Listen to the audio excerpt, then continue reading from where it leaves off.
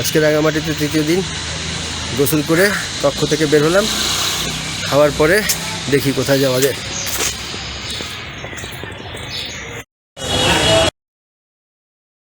খাবার দোকানে খেতে এসেছি, খাওয়ার পর কোথায় যাবো। এই হচ্ছে খাবার।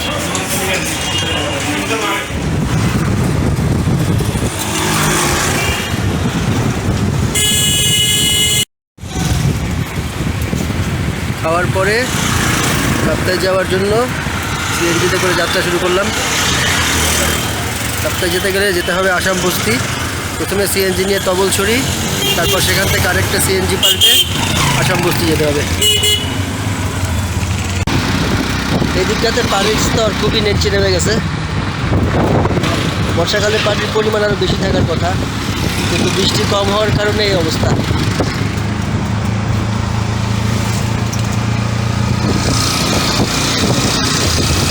কাপ্তাই হ্রদে পানির স্তর এত কমে যাওয়ার ফলে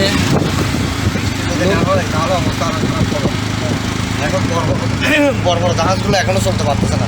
নৌযান চলাচলে অনেক সমস্যার সৃষ্টি হচ্ছে। মানুষের যাতায়াত, ব্যবসা বাণিজ্য সব কিছুই খারাপের দিকে।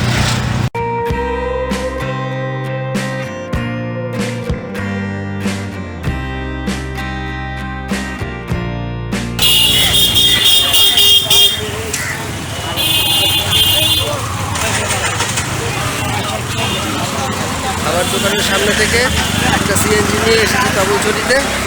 এখন এখান থেকে আরেকটা সিএনজি নিয়ে আসাম বস্তি যেতে হবে। সেখান থেকে কাপ্তাই যাওয়ার গাড়ি পাওয়া যাবে।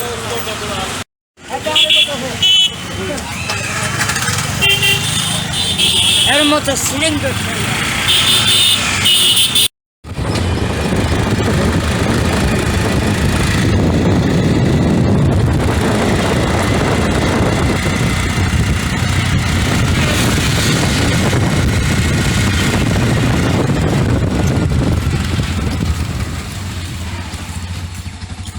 আসাম বস্তিতে এসেছি।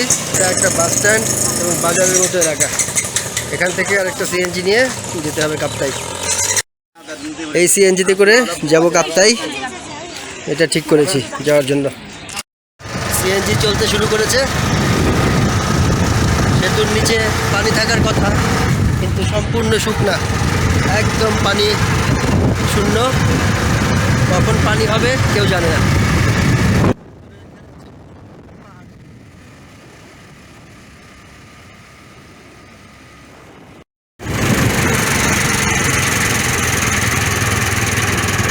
উঁচু নিচু পাহাড়ি পথ দিয়ে সিএনজি চলছে। কিছুক্ষণ পর পর সিএনজি উপরে উঠছে, আবার একটু পরে নিচে নামছে। এই হচ্ছে পাহাড়ি পথ।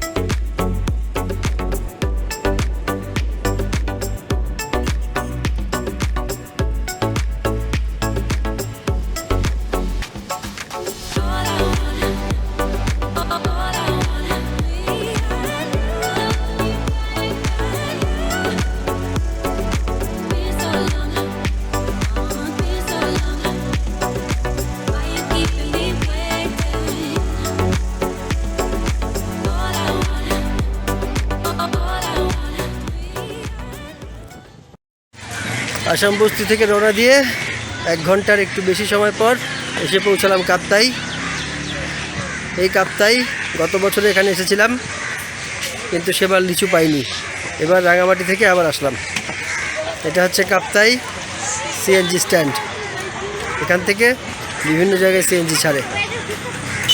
এখান থেকে বিভিন্ন জায়গায় যাওয়ার উদ্দেশ্যে সিএনজি ছাড়ে।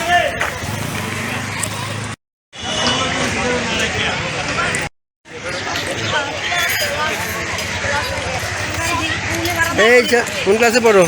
7 এইটুকু ছেলে পেলে 7-এ পড়ো?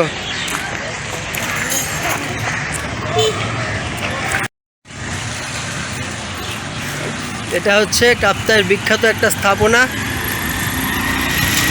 এখান দিয়ে পাথর এবং অন্যান্য পণ্য পরিবহন করা হয়।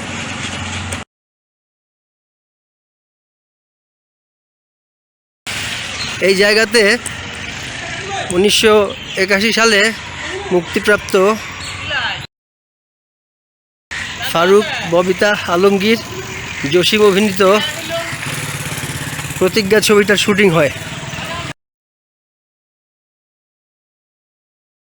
খুব ঝুঁকিপূর্ণ একটা দৃশ্যের শুটিং করা হয়েছিল এখানে, যেখানে দেখা হয়েছিল যে ফারুককে সন্ত্রাসীরা ধাওয়া করেছে, ফারুক এখান দিয়ে পালাচ্ছে এবং তাকে লক্ষ্য করে গুলি করা হচ্ছে।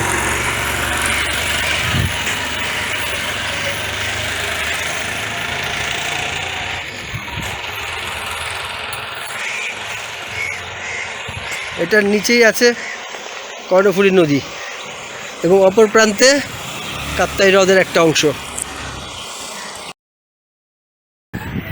ফারুক স্পিডবোট নিয়ে পানিতে ডোবা এই বাসগুলোর সামনে থেমে বাসের উপর দিয়ে দৌড়ে এই ঝুলন্ত পথটার উপরে উঠে পালাচ্ছিলেন এবং তাকে ধাওয়া করছিল সন্ত্রাসীরা। শেষ পর্যন্ত ফারুক ওই পারে কর্ণফুলী নদীতে লাফিয়ে পড়ে।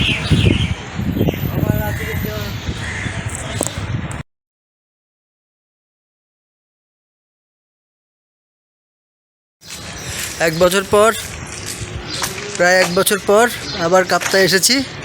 ঠিক এই জায়গাতে গত বছর 15ই জুন ভিডিও করেছিলাম। আবার আজকে 6ই জুন এখানে এসেছি। এই পিছনে আমার হোটেল, এই হোটেলে গতবার ছিলাম।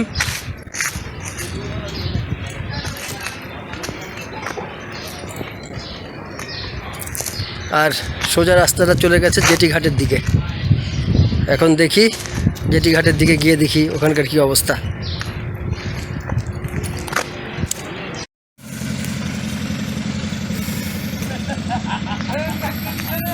আবার এক বছর পর এসেছি কাপ্তাই জেটি ঘাটে। গত বছর পুরো রাতটা পানিতে পূর্ণ ছিল, কিন্তু বারবার একটা কথাই বলতে হচ্ছে, এবার পানির স্তর নেমে গেছে অনেক নিচে। দেখেন অবস্থা। এই সিঁড়ি বরাবর পন্টুন ছিল, সেই পন্টুন এবার কোথায় নেমে গেছে। ওই যে দূরে দেখা যাচ্ছে কাপ্তাই বাঁধ।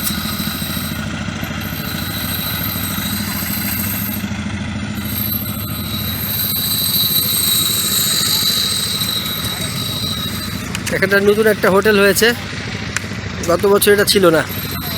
এই হোটেলের নাম green river view guest house. এক বছর পর আবার এসেছি কাপ্তাইয়ের জেটি ঘাটে। আমার পিছনে কাপ্তাই হ্রদ, কিন্তু সেটা প্রায় পানি শূন্য। গত বছর এই লেকটা পানিতে পূর্ণ ছিল, কিন্তু এবার পানির স্তর নেমে গেছে একেবারে নিচে। আর এখানে নতুন একটা হোটেল হয়েছে। এই হোটেলটা গত বছর ছিল না। আশা করা যায় কাপ্তাইয়ে আরও বেশি পর্যটক আসবে। এই যে নতুন একটা হোটেল হয়েছে এখানে, নাম green river view guest house.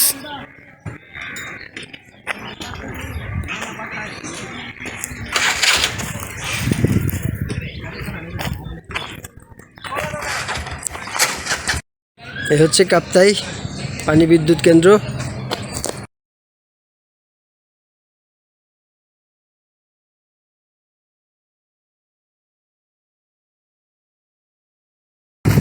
এর পাশেই প্রকৌশল একাডেমি, আর সেখানে দেখা যাচ্ছে একটা আম গাছ। আম গাছে ঝুলছে আম।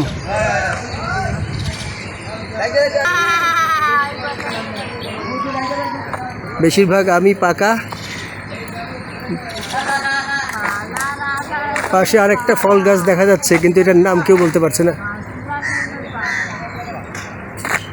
এই রাস্তাটা চলে গেছে সোজা জেটি ঘাটের দিকে। এটা প্রকৌশল একাডেমি ভবন। আবার এসেছি Kaptai river view cafe and picnic স্পটে। কর্ণফুলী নদীর পাশে অবস্থিত এই বিনোদন কেন্দ্র। গত বছর এখানে এসেছিলাম।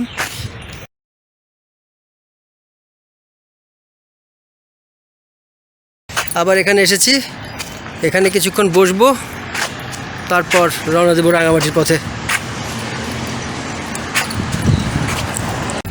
দাঁড়িয়ে আছি কাপ্তাই রিভার ভিউ পিকনিক স্পটে। গত বছর এখানে এসেছিলাম, 1 বছর পর আবার আসলাম। এই হচ্ছে বিনোদন কেন্দ্র, আর পাশেই প্রবাহিত হচ্ছে কর্ণফুলী নদীর শান্ত জলধারা।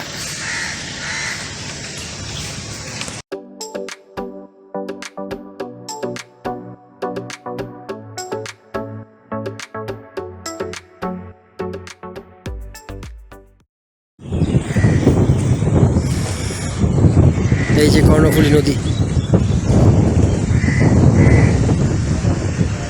নদীর পানি শান্ত। রোদের আলো পড়ে নদীর পানি চিকচিক করছে। এও এক সুন্দর দৃশ্য। নদীতে ভেসে বেড়াচ্ছে নৌকা এবং যন্ত্রচালিত যান। ঠান্ডা বাতাস বইছে। বাতাস প্রবাহিত হওয়ার ফলে খুব বেশি গরম অনুভূত হচ্ছে না। নদী, গাছপালা, বন আর পাহাড়, অপূর্ব দৃশ্য।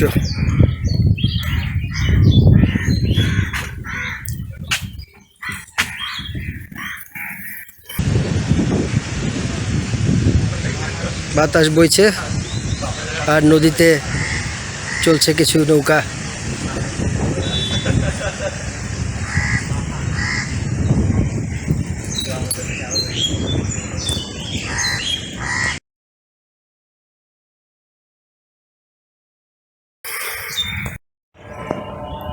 এই হচ্ছে বনভোজন কেন্দ্র।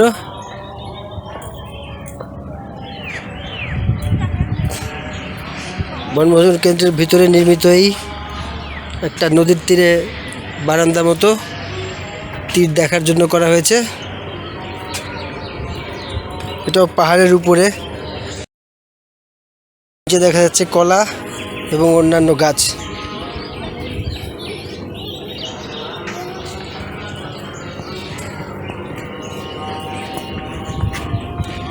রিভার ভিউ পর্যটন কেন্দ্রে প্রায় 2 ঘন্টা অবস্থান শেষে বের হয়ে আসলাম। এখন রাঙামাটির উদ্দেশ্যে যাত্রা করব। এখানে বেশি সময় থাকলে হয়তো রাঙামাটি যাওয়ার সিএনজি পাওয়া যাবে না, কারণ যাত্রী না হলে এত দূর যায় না সিএনজি। সেক্ষেত্রে রিজার্ভ করতে হবে, খরচ বেশি পড়বে।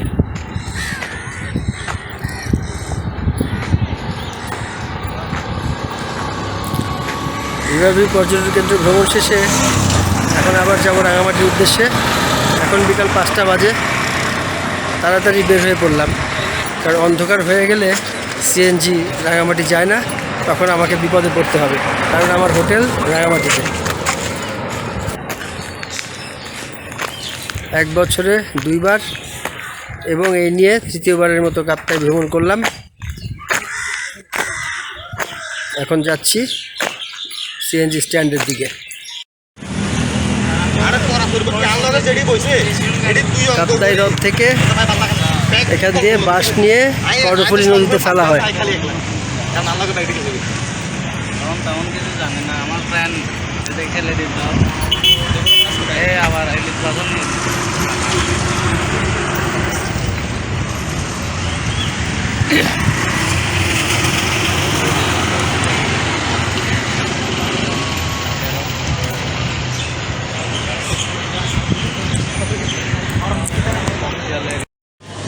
এইভাবে বাস নামানো হচ্ছে যন্ত্র থেকে দড়ির মাধ্যমে নিচে, তারপর সেই বাস নৌকায় করে বিভিন্ন জায়গায় পাঠানো হয়।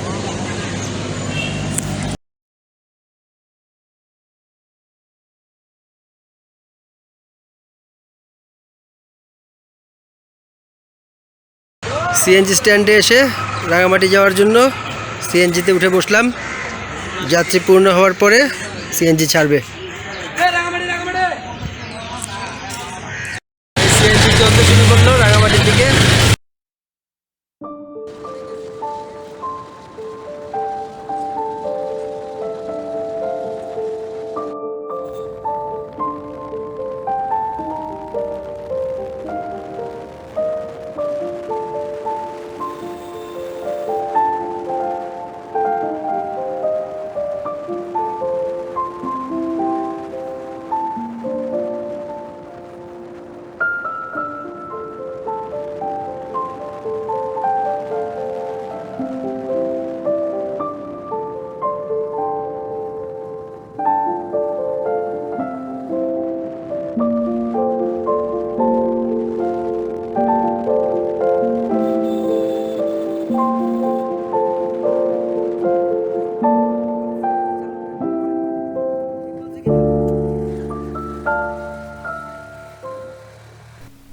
মাটি থেকে প্রায় ১,৫০০ ফুট উঁচু পাহাড়ি রাস্তা দিয়ে সিএনজি চলছে।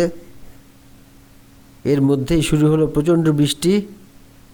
বৃষ্টির মধ্যে দিয়েই কাপ্তাই রাঙামাটি সংযোগ সড়ক দিয়ে সিএনজিতে করে যাচ্ছি। কাপ্তাই থেকে যাত্রা শুরু করার ৪৫ মিনিট পর আবার এসে পৌঁছালাম আসাম বস্তিতে। বৃষ্টি পড়ছে বাইরে এখনো।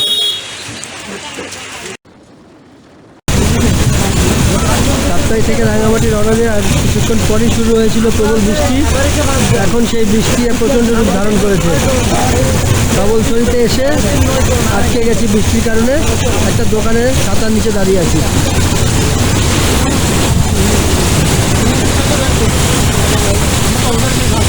প্রচণ্ড জোরে বৃষ্টি পড়ছে, কতক্ষণ চলবে বলা যাচ্ছে না।